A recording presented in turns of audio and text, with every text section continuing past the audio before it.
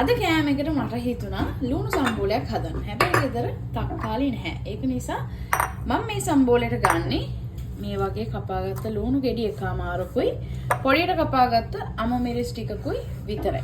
ඉතින් ඒකට උඹලකට දාලා තමයි මම මේ සම්බෝලේ හදාගන්න යන්නේ. කෑලි මිරිස් තේ හැඳි භාගයක් වගේ වෙන්න එකතු කරලා ඒ වගේම ලුණු කුඩු චුට්ටකුත් එකතු කරලා ටිකක් වැඩිපුර මම මේකට උඹලකට දාගන්නවා. දාගෙන උඩට මේක මෙන්න මේ විදියට අනා ගන්න තමයි තියෙන්නේ. ඉතින් ඔයාලට ඕනේ නම් මේකට දෙහි ඉස්ම ටිකකුත් දාන්න පුළුවන්. හැබැයි මම දෙහි ඉස්ම එකතු කරන්නේ නැහැ. මම වැඩිය දෙහි ඉස්ම වලට කැමති නැති නිසා.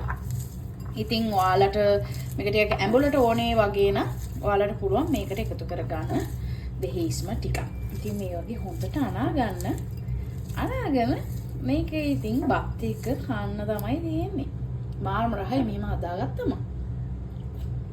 මම මේට කලින් හදලා දෙනවා.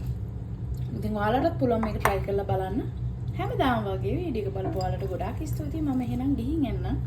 ඔයාලා හැමෝටම සුබ දවසක්.